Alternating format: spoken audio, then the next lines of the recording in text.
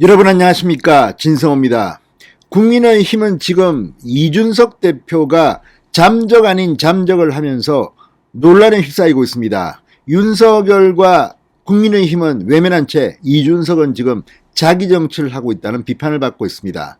이준석은 조만간 자신의 이 대형 사고를 수습하기 위한 출구 전략을 마련할 것으로 보입니다. 그렇지만 정작 뒤핀 곳은 민주당이라고 할 수 있습니다.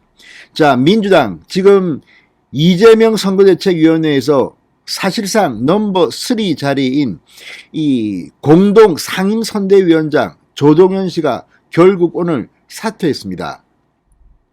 자, 이재명의 인재 영입 1호, 30대의 워킹맘이 모든 중진 의원들을 누르고 이재명 후보와 송영길 대표에 이어서 넘버 3 격인 공동상임선대위원장에 임명되면서 정말 새로운 이재명 선대위가 출범하나 보다.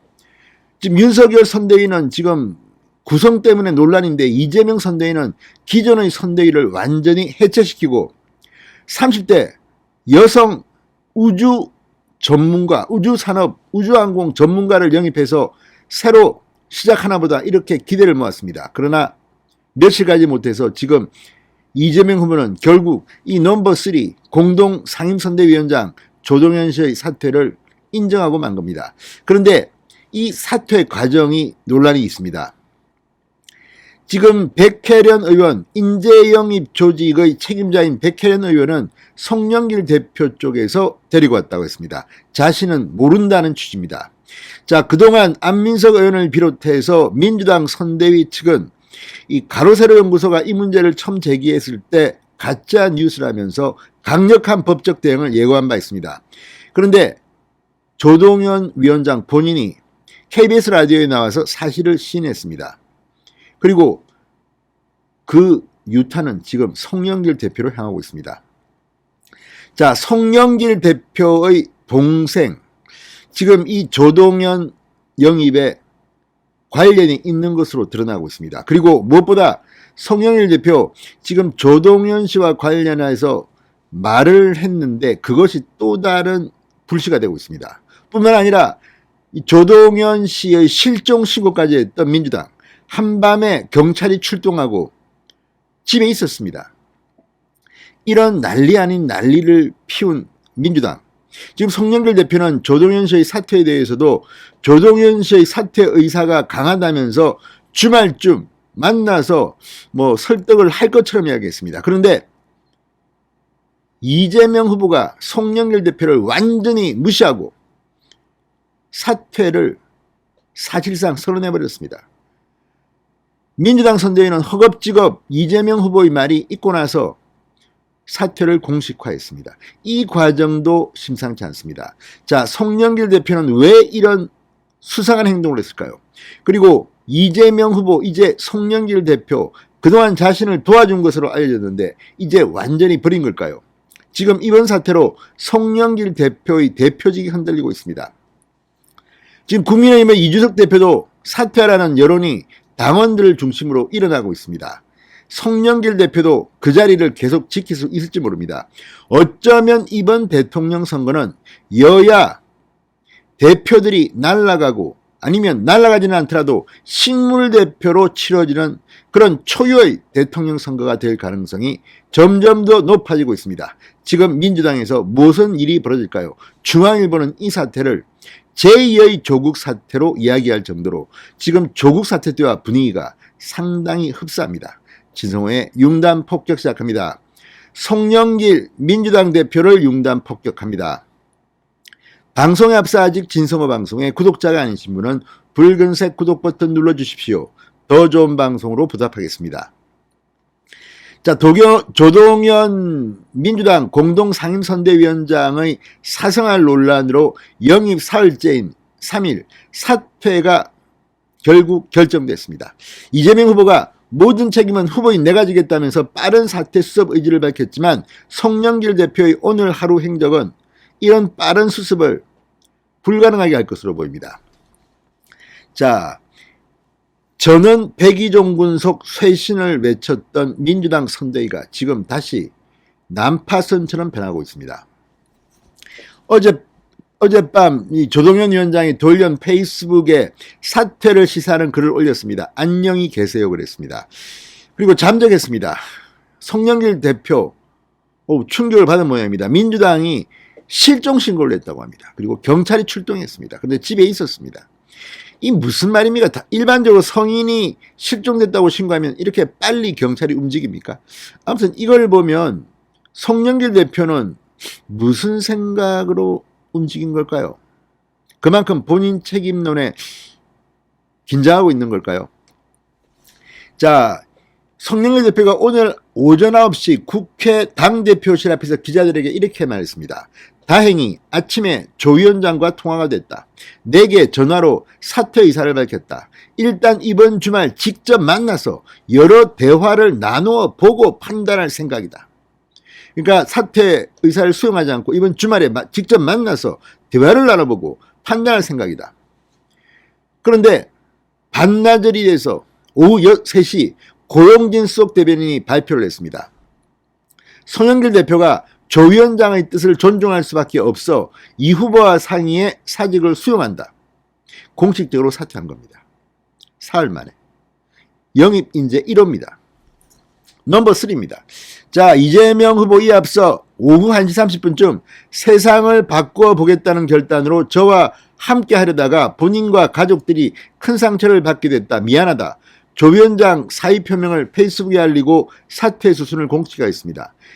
그리고 1시간 반 뒤에 선대위 대변인이 공식적으로 사퇴를 발표한 겁니다. 이재명 후보는 이 송영길 대표가 주말에 만나서 대화해보고 난 뒤에 정하겠다고 했습니다. 그런데 바로 잘랐습니다. 표현은 어쨌든 간에 이재명 후보가 송영길 대표의 이 발표를 완전히 식물 대표처럼 만들어버린 겁니다. 자, 고 대변인은 사퇴 배경과 관련해 송 위원장이 만류했으나 조 위원장은 인격 살인적 공격으로부터 아이들을 보호하기 위해서라도 사퇴를 해야겠다는 입장이 확고했다. 민주당 핵심 관계자는 일부 온라인 게시판에 보수 유튜브 채널에서 오늘 저녁 3차 공격을 한다는 예고글들이 많이 올라왔고 그걸 본 조 위원장이 재차 이 후보에게 사의 수용을 간곡히 요청한 것으로 안다고 전했다. 중앙일보 보도입니다. 그런데 이거는 말이 안 되는 게 송영길 대표의 이런 발언은 진실을 호도하고 있다는 비판을 받고 있습니다. 본질을 빼고 이야기하고 있는 것 아닌가 싶습니다. 자, 지금 선대위 최고직인 상임선대본부위원장입니다. 그러니까 지금 현재로는 송영길 상임선대위원장이 있기 때문에 넘버 3입니다. 세 번째입니다. 이런 고위 선거대책위원회의 최고위직에 대해서 인사검증을 실패했다는 비판에 송영길은 직면하고 있습니다. 지금 다른 사람들이 인재영입 이런 파트에서 이야기하는 게 아닙니다. 송영길 대표 본인이 지금 책임론을 피하기 힘들게 됐습니다. 자, 계속 감사다가 다음 주에 지지율이 떨어지면 송영길 책임론이 불거질 수 있다. 빨리 수습해야 한다. 이런 우려가 나왔다고 합니다. 자, 송영길 대표는 금정 과정의 실수나 소홀함에 대한 언급이나 사과는 없었습니다. 조동현은 국회의원 출마자도 장관 후보자도 공직 임명자도 아닌 97일간 이재명을 지지할 선대위 참여자라고 주장했습니다. 그렇지만 그렇지 않습니다. 지금 민주당 선대위 다 중진 의원이고 뭐고 공동 선대위원장들 다 날린 뒤에 자진 사퇴한 뒤에 이재명 후보와 송영길 선대위원장 다음 순번인 제3의 권력을 지닌 그런 사람입니다. 만약에 이렇게 이재명 대통령이 된다면 국방부 장관 못하겠습니까? 육사 나왔는데. 아무튼 이런 발언을 이렇게 쉽게 하는 송영길 대표는 책임론으로부터 자유로울 수 없다는 비판이 나옵니다. 그러면서 오히려 문제를 제기한 가로세로 연구소의 강용석 변호사를 독선에 찬 언론의 사회적 명예살인이라면서 고발하겠다고 했습니다. 그래서 지금 비판이 나오고 있는 겁니다. 그동안 민주당이 했던 그 가짜뉴스, 강용석의 주장을 갖다가 가짜다, 강력한 법적 대응을 하겠다 그랬던 거짓말 대응이 오히려 사태를 키웠다는 비판이 나오고 있습니다. 자, 지금 이 조동현 위원장의 경우 이 사생활 논란이 나오고 있지만 본질은 이혼 문제가 아닙니다. 이혼은 누구나 할 수 있습니다. 외도입니다. 외도. 그리고 혼외자 문제입니다. 물론 이거 이제 사퇴한 사람이기 때문에 더 이상 구체적인 발언은 하지 않겠지만 지금 조동현 전 위원장이 비판을 받는 이유는 외도 및 도덕성 문제입니다. 그리고 혼외자 문제입니다. 법적인 기록도 있습니다. 이런 가운데 이걸 갖다가 쏙 빼고 마치 강용석 변호사가 거짓말을 한 것처럼 지금 이렇게 매도했습니다. 오히려 거짓말을 한 쪽은 안민석 민주당 선대위 쪽입니다. 이 문제를 어떻게 책임질지 모르겠습니다. 자, 아무튼 이 거짓말 대응이 사태를 키웠다. 이 논란은 안민석 선대위 총괄특보단장, 강훈식 선대위 전략기획위원장 모두 다 제야될지도 모릅니다. 자, 사실이 아닌 것으로 확인됐다. 문제를 제기한 사람이 책임을 지셔야 한다. 안민석. 사실이 아니다. 허위사실 유포로 고발할 건 고발하고 당은 단호하게 대응하겠다. 강훈식. 자, 해명은 조 위원장이 의혹을 사실로 인정하면서 빈말이 됐습니다. 오히려 이 말이 거짓말이 된 겁니다. 자, 국민의힘은 조국 전 법무부 장관 수사 당시에도 민주당은 가짜 뉴스 운운하면서 거짓말로 일관했다. 금정 요구에 사실관계를 명확히 하기보다 법적 대응 운운하면서 국민들을 겁박하는 데 급급했다. 관련자들에 대해 책임을 물어야 한다. 차승훈 상금 부대변인 논평을 냈습니다. 자, 지금 이 문제는 송영길 대표의 발목을 잡을 것으로 봅니다. 지금 이게 제2의 조국 사태다. 이 문제가 어쨌든 본격화되면 어떤 식으로든 송영길 대표는 책임을 져야 할지 모릅니다.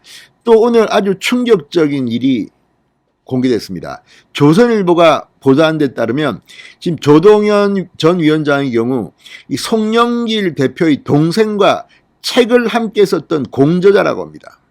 이런 인연으로 송영길 대표가 추천한 게 아닌가. 자, 조동현도 조동현이지만 지금 또 다른 논란이 되고 있는 김윤희도 이 책의 공동저자랍니다. 이 책은 2016년 11월 4일 출판사 생각정원에서 나온 빅픽처 2017 4차 산업혁명과 고립주의의 역설이라고 합니다. 하버드 출신으로 이 국내 기업, 대학, 언론, 연구소 등에서 일하는 전문가 16명이 공동 집필했다고 합니다. 여기에 나온 두 사람이 인재 영입으로 들어간 겁니다. 송영길 대표의 동생과 연관이 없을까요? 있을까요? 아무튼 송영길 대표직에서 사퇴하는 그런 일이 아니면 사퇴하지 않더라도 사실상 식물대표가 될 가능성이 짙어졌습니다. 진성호의 융단 폭격이었습니다. 여러분 감사합니다.